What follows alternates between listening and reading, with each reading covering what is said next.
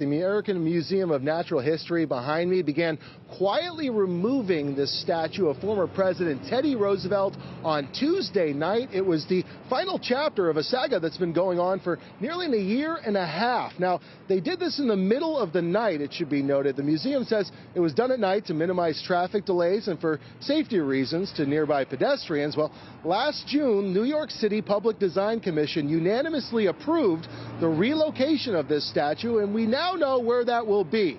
Medora, North Dakota. That's where the new Teddy Roosevelt Presidential Library is set to open in 2026. Now, the bronze statue, commissioned in 1925 and officially named Equestrian Statue of Theodore Roosevelt, became a source of local and national debate in recent years, particularly following the death of George Floyd.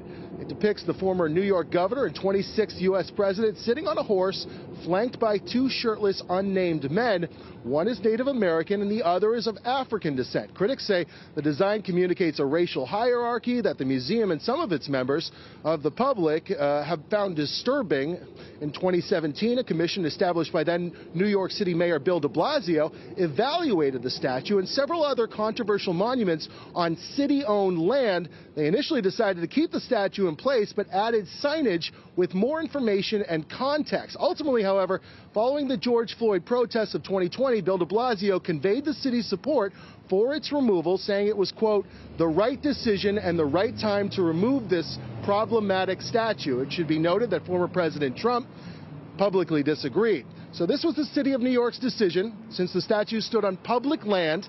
And in a statement, the board of Teddy Roosevelt Library says the statue's location, quote, denied passerby consent and context. Well, the city of New York has done a lot of things in the last few years on public property without passerby consent or context. Most famously, the Black Lives Matter mural on Fifth Avenue outside of Trump Tower, commissioned by Bill de Blasio in 2020.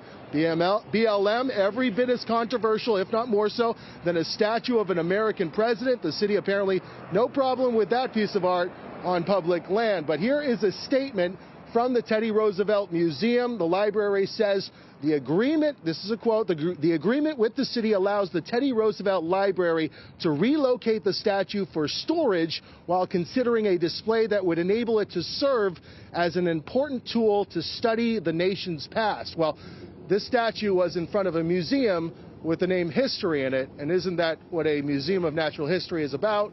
Studying the past.